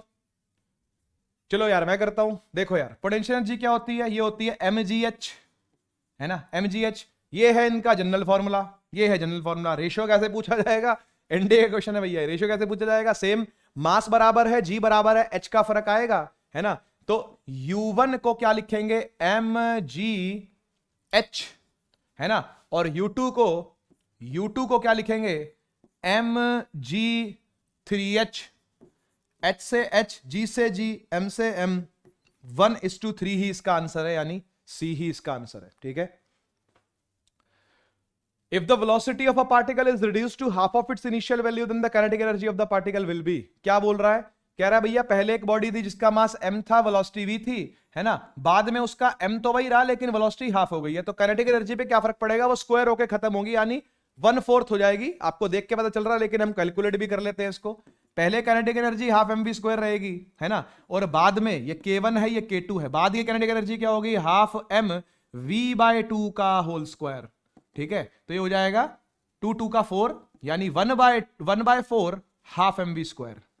बोलो ऐसे लिखूंगा नहीं लिखूंगा इसको? ये 2 जो है वो स्क्वायर होके बाहर आ जाएगा 1/4, बाकी का बचा हुआ हाफ mv स्क्वायर हो गया, है ना। ये k2 है, k2 को k1 से डिवाइड अगर मैं कर दूं, k2 को k1 से अगर डिवाइड मैं कर दूं, तो ये 1/4 ऑफ हाफ mv स्क्वायर है ना, और ये वाला सिर्फ हाफ mv स्क्वायर है, तो हाफ mv स्क्वायर से हाफ mv स्क्वायर कट गया, और k2:k1 कितना आ गया? 1:4, ठीक है, यानी 1/4 हो जाएगी। सीधा सीधा आंसर इसका यही है ना। k2 जो है वो k1 के 4 टाइम्स कम हो जाएगी, reduce to 1/4 of its original value. इसको करो यार। चलो मैं करता हूं। एक हॉर्स है और एक डॉग है, रन कर रहे हैं सेम स्पीड से, ठीक है। तो भाई एक घोड़ा है जिसका मास हम कैपिटल एम ले लेते हैं, और एक डॉग है जिसका मास हम स्मॉल एम। अलग अलग मास होंगे यार, घोड़ा कुत्ता अलग अलग है भाई, है ना, और दोनों की वेलोसिटी सेम यानी स्पीड सेम है बोल रहा है, ठीक है। तो उनके रेशियो ऑफ काइनेटिक एनर्जी क्या होगा? ठीक है, if the weight of the horse is 10 times that of the dog. ठीक है, चलो वेट दे दिया इसने वेट दे दिया, है ना। तो वेट जो होता है वो mg के बराबर होता है बेटा, ये आप समझते हो, है ना। ग्रेविटेशन इतना तो आपने पढ़ा होगा, नहीं पढ़ा है मैंने, कोई नहीं, पढ़ा दूंगा, है ना। और ये वाली फोर्स तो आप जानते ही हो, वेट फोर्स जो होती है वो मास इनटू ग्रेविटी होती है, ठीक है ना। तो जो वेट है वो 10 टाइम्स ज्यादा है किसका? हॉर्स का, एज कंपेयर टू डॉग। तो मास भी तो 10 टाइम्स ज्यादा होगा। सोचो, है ना। प्रूव करके दिखा देता हूं इस चीज को, ठीक है। देखो, वेट 1 मास 1 जी तो उतना ही है, तो ये बात हो रही है घोड़े की, ये बात हो रही है घोड़े की, ठीक है ना। Weight 2 is equal to mass 2 और ग्रेविटी से ग्रेविटी कट गई, जो मास है वही वेट का रेशियो है। तो अगर वेट घोड़े का वेट 10 है और कुत्ते का वेट 1 है, 10:1 है, तो मास का भी तो वही रेशियो होगा, है कि नहीं। मास का भी तो वही रेशियो होगा, तो m1 is equal to 10 times m2, ऐसा बोल सकता हूं ना। तो ये मास निकल के आ गया, है ना, मास के बीच में रिलेशन आ गया। अब काइनेटिक एनर्जी कह रहा है क्या रेशियो होगा उसका काइनेटिक एनर्जी का, अगर सेम स्पीड से वो चल रहे हैं। तो काइनेटिक एनर्जी होती है हाफ mv स्क्वायर, है ना, हाफ mv स्क्वायर, और v सेम है दोनों का। तो काइनेटिक एनर्जी अल्टीमेटली किस पर डिपेंड कर रही है? सिर्फ और सिर्फ मास पर डिपेंड कर रही है, तो 1 वाली बात घोड़े की थी, 2 वाली बात डॉग की थी, ठीक है ना। v दोनों का सेम है, डिवाइड कर दे, हाफ से हाफ कट जाएगा, v स्क्वायर से v स्क्वायर, क्योंकि स्पीड दोनों की सेम है। तो काइनेटिक एनर्जी जो है वो मास के ही रेशियो में है, वो मास के ही रेशियो में है। मास का रेशियो कितना है भाई? मास का रेशियो m1/m2 कितना? 10:1 है, 10:1 है, तो 10/1 है ना। तो जो K1 आएगा, K1:K2 आएगा, है ना, वो 10:1 ही आएगा।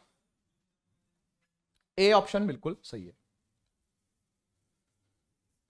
हाँ जी, एक मास को 2 किलो का मास है, उसको लिफ्ट किया जा रहा है ना, लिफ्ट किया जा रहा है। कितने डिस्टेंस से? 1.5 मीटर की हाइट तक उसको लिफ्ट किया गया। तो एक बात बताओ, मैं मानता हूं कि आपको यह चीज पता होगी कि अगर एक m मास है, ठीक, एक m मास है, नीचे की तरफ फोर्स लग रही है mg, तो इसको उठाने के लिए ऊपर फोर्स कितनी लगानी पड़ेगी? mg ही, mg के बराबर ही, ठीक है। अगर नीचे mg लग रहा है तो ऊपर भी mg लगा करके क्या करना पड़ेगा? इसको उठाना पड़ेगा। तो इस हाइट से इस हाइट तक कितना उठा के ले गए? 1.5 मीटर उठा के ले गए इस 2 किलो के मास को। ये 2 किलो है, 2 kg का मास है ना। तो ऊपर कितना लगाया होगा? जितना नीचे लग रहा होगा। नीचे कितना लग रहा है? 2 × 9.8.4 में आंसर है ना, तो अपन 9.8 लेते ज्यादा अच्छा रहेगा, है ना। 10 ले लेता हूं, बाद में हम थोड़ा सा रिड्यूस कर लेंगे उसको। तो 20 न्यूटन हो गया। नीचे वेट कितना है? 20 न्यूटन। तो ऊपर कितना उठेगा? 20 न्यूटन। ऊपर कितनी फोर्स लगानी पड़ेगी? 20 न्यूटन, ठीक है। और वर्क डन कितना करना पड़ेगा ऐसे में? वर्क डन क्या होता है? वर्क डन होता है force dot displacement, force into displacement, है ना। और वेक्टर फॉर्म में लिखे तो Fs cos थीटा। ऊपर जो फोर्स लगाई गई है वो mg के बराबर है, 20 है। डिस्प्लेस कितना किया गया ऊपर? वो किया गया 1.5। और कॉस, क्योंकि डिस्प्लेसमेंट की डायरेक्शन भी ऊपर ही है, फोर्स की भी डायरेक्शन ऊपर ही है, तो कॉस 0 डिग्री लेंगे और कॉस 0 1 होता है, ठीक है। तो ये हो जाएगा 20 × 1.5, पॉइंट हटेगा 10 नीचे, 0 से 0 कट गया, 15 दूनी 30, 30 जूल, 30 जूल से थोड़ा सा कम, 29.4, है ना। कम क्यों लिया? क्योंकि आप समझ रहे हो, जी जो मैंने लिया वो 10 लिया, यहां पर 9.8 लेता तो एग्जैक्ट आंसर आता। तो नियर आंसर आपने मार्क कर देना है। ओके, कह रहा जो पावर होती है ना, पावर होती है वो किसके फॉर्म में स्टोर होती है? किसके फॉर्म में स्टोर होती है? तो आप जानते हो यार, पावर जो होता है, पावर जो होता है वो होता है वर्क डन अपॉन टाइम, हाँ कि ना। Rate of doing work is power. और वर्क डन को आप क्या लिख सकते हो? वर्क डन को आप लिख सकते हो force dot displacement upon time. Work की जगह पर फोर्स डॉट डिस्प्लेसमेंट लिखा जा सकता है कभी भी, और नीचे क्या टाइम है। डिस्प्लेसमेंट अपॉन टाइम क्या होता है? डिस्प्लेसमेंट अपॉन टाइम होता है वेलोसिटी। तो force into velocity, F dot V के फॉर्म में आप पावर को कभी भी एक्सप्रेस कर सकते हो। तो force and velocity, C option बिल्कुल सही है। ये रिलेशन आपको अपने माइंड में रखना है बना करके, ठीक है। बढ़ते हैं आगे। Okay, a body at rest में पोजेसेस, अगर एक बॉडी रुकी हुई है तो इन चारों में से वो क्या पोजेस कर, क्या काइनेटिक एनर्जी कहीं पोजेस कर सकती है क्या? वो नहीं। काइनेटिक एनर्जी के लिए क्या चाहिए? स्पीड चाहिए भाई, स्पीड चाहिए। तो स्पीड नहीं है, रेस्ट पे है वो। मोमेंटम, मोमेंटम के लिए भी वेलोसिटी आपको चाहिए होती है, P = mv, तो ये भी 0 है। रेस्ट पर ये भी 0 है। पोटेंशियल एनर्जी बिल्कुल हो सकती है, mgh बिल्कुल हो सकता है। आप बोलोगे सर हाइट, हाँ तो हाइट पर नहीं रेस्ट, हाइट पर कोई चीज रेस्ट पे नहीं रह सकती क्या? हाइट पर कोई चीज रेस्ट पे, जो लोग तीसरे फ्लोर पे रहते हैं, चौथे फ्लोर पे रहते हैं, ठीक है, और ग्राउंड को अगर वो लोग रेफरेंस पॉइंट 0 मानते हैं, यहां मानते हैं कि mgh 0 है क्योंकि हाइट 0 है इसलिए, है ना, यहां 0 मानते हैं, तो यहां कुछ ना कुछ तो mgh होगा ना भाई। कैपिटल H मान लो इसको, अगर ये कैपिटल H पे है तो पोटेंशियल एनर्जी तो पोजेस करेगी, ठीक है ना। हमेशा पोटेंशियल एनर्जी जो होती है वो चेंज के लिए डिफाइन होती है। पोटेंशियल एनर्जी कभी खुद में डिफाइन नहीं होती, वो हमेशा चेंज के लिए डिफाइन होती है। तो यहां पर आपको पोटेंशियल एनर्जी 0 माननी पड़ेगी। तो उससे ऊपर उठोगे अगर आप, तो उससे कितना चेंज है? 0 से कितना चेंज है? 0 से h ऊपर, 0 से h ऊपर, इसलिए पोटेंशियल एनर्जी क्या हो जाएगी? mgh हो जाएगी, ठीक है। तो पोटेंशियल एनर्जी तो होगी, पोटेंशियल एनर्जी तो होगी, ठीक है। तो बच्चों, आई होप वर्क, एनर्जी और पावर के सभी कॉन्सेप्ट्स आप लोगों को अच्छे से क्लियर हुए थ्योरी के साथ, है ना। और जितने क्वेश्चन बन सकते हैं एनडीए के अंदर जो पिछले सालों में आए हुए हैं, उन्हीं से मिलते जुलते क्वेश्चन मैं यहां पर लेकर के आया हूं। आप प्रैक्टिस करते रहिए, ठीक है, बने रहिए, जुड़ते रहिए, पढ़ते रहिए। मिलते हैं हम लोग नेक्स्ट टाइम, तब तक के लिए take care, tata bye bye, जय हिंद।